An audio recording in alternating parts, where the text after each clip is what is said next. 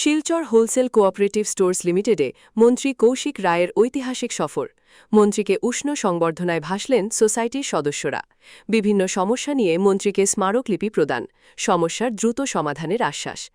Silchar wholesale cooperative stores লিমিটেডের কার্যালয় পরিদর্শন করলেন আসাম সরকারের মন্ত্রী কৌশিক রায়। কোঅপারেটিভের দীর্ঘ ইতিহাসে এই সফরকে অত্যন্ত তাৎপর্যপূর্ণ ও ঐতিহাসিক মুহূর্ত হিসেবে দেখছেন সোসাইটির সদস্যরা। তাদের মতে এই প্রথমবার আসাম সরকারের একজন প্রভাবশালী মন্ত্রী সরাসরি শিলচর হোলসেল কোঅপারেটিভ স্টোর্স লিমিটেডের কার্যালয়ে এসে সদস্যদের সঙ্গে মতবিনিময় করেন এবং তাদের সমস্যা ও দাবি দেওয়ার কথা শোনেন। পরে একটি স্মারকলিপিও মন্ত্রীর হাতে তুলে দেন সোসাইটির সদস্যরা। মন্ত্রী কৌশিক রায়ের সঙ্গে এদিন উপস্থিত ছিলেন বড়খলার বিধায়ক, ধলাইয়ের বিধায়ক সহ একাধিক জনপ্রতিনিধি ও বিশিষ্ট ব্যক্তিত্ব। প্রতিকূল আবহাওয়া ও প্রাকৃতিক দুর্যোগের মধ্যেও জেলার বিভিন্ন প্রান্ত থেকে বিপুল সংখ্যক রেশন ডিলার এবং সোসাইটির সদস্যরা উপস্থিত হয়ে সভাকে সফল করে তোলেন। অনুষ্ঠানে মন্ত্রীকে কাছে পেয়ে সোসাইটির সদস্যরা দীর্ঘদিন ধরে চলে আসা বিভিন্ন সমস্যা, অবকাঠামোগত সংকট, রেশন ডিলারদের অসুবিধা এবং কোঅপারেটিভের উন্নয়ন সংক্রান্ত একাধিক গুরুত্বপূর্ণ দাবি তার সামনে তুলে ধরেন। সদস্যদের বক্তব্য মনোযোগ সহকারে শোনার পর মন্ত্রী কৌশিক রায় আশ্বাস দেন যে খুব শীঘ্রই সংশ্লিষ্ট সকলের সঙ্গে একটি বিস্তারিত বৈঠকের আয়োজন করা হবে।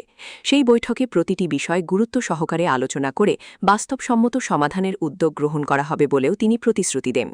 মন্ত্রী বলেন, কোঅপারেটিভ ব্যবস্থাকে আরও শক্তিশালী ও জনমুখী করে তুলতে রাজ্য সরকার আন্তরিকভাবে কাজ করছে। সোসাইটির উন্নয়ন এবং সদস্যদের স্বার্থ রক্ষায় প্রয়োজনীয় সহযোগিতা প্রদানেও তিনি ইতিবাচক মনোভাব ব্যক্ত করেন। অনুষ্ঠানের শেষ পর্বে শিলচর হোলসেল কোঅপারেটিভ স্টোর্স লিমিটেডের পক্ষ থেকে মন্ত্রী কৌশিক রায়, বড়খলার বিধায়ক, ধলাইয়ের বিধায়ক সহ উপস্থিত সকল জনপ্রতিনিধিকে ফুল, উত্তরীয় ও স্মারক উপহার দিয়ে আন্তরিক সংবর্ধনা জানানো হয়। এই সফরের মাধ্যমে কোঅপারেটিভের দীর্ঘদিনের বিভিন্ন সমস্যা সমাধানের ক্ষেত্রে নতুন আশার সঞ্চার হয়েছে বলে মত প্রকাশ করেন উপস্থিত সদস্য ও রেশন ডিলাররা। 60 বছরের অধিক কাল থেকে এই সমবায় শিলচর হোলসেল কোঅপারেটিভ এবং বিভিন্ন বিশিষ্ট ব্যক্তিগণ এই কোঅপারেটিভকে এগিয়ে নেওয়ার প্রয়াস করেছে।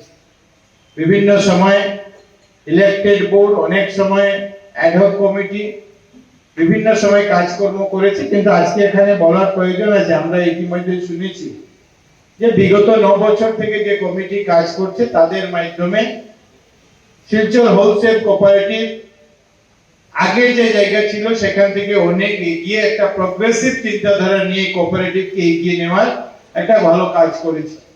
আগে একটা সময় ছিল যখন যারা কর্মচারী তাদের বেতন দেওয়া সম্ভব ছিল না, কোঅপারেটিভ একটা লসে ছিল, সেখান থেকে কোঅপারেটিভকে নিয়মিত কর্মচারীদের নিয়মিত বেতন, আর সেই লোকসানের জায়গা থেকে আজকের দিনে লাভে এসেছে, প্রফিটে এসেছে। এবং আমি মনে করি যে আগামী দিনে যেভাবে বিগত 9 বছর তারা কাজ করেছেন এই কোঅপারেটিভকে এগিয়ে নেওয়ার জন্য, আগামী দিনেও তারা কাজ করবেন। আর এটাও কথা এখানে বলার প্রয়োজন আছে যে আগে আমরা প্রতিনিয়ত দেখতাম যে শিলচর হোলসেল কোঅপারেটিভের বিভিন্ন বিষয় শুধু পত্রিকাতেই দেখা যেত, কাজকর্ম হতো না, বিভিন্ন প্রকাশকর্ম এগুলো অনেক সময় আমরা দেখতাম। কিন্তু আজকের দিনে তারা একটা এই কোঅপারেটিভকে এগিয়ে নেওয়ার জন্য এবং সরকারের সঙ্গে সহযোগিতা করে কিভাবে আমরা কাজ করতে পারি সেটা চেষ্টা তারা করেছেন। কিছু সমস্যা আছে, এর মধ্যে আপনাদের একটা এরিয়া রয়েছে যে এরিয়ার আপনারা অনেক দিন থেকে সেটা কোভিডের সময় একটা এরিয়া, এবং এর আগেরও কিছু আছে যে বিষয় নিয়ে ইতিমধ্যে আমি কমিশনারকেও বলেছি সেটা দেখার জন্য। শিলচর হোলসেল কোঅপারেটিভ স্টোর্স লিমিটেডের আজকের যে দিন, আমার মনে হয় সেটা ঐতিহাসিক দিন।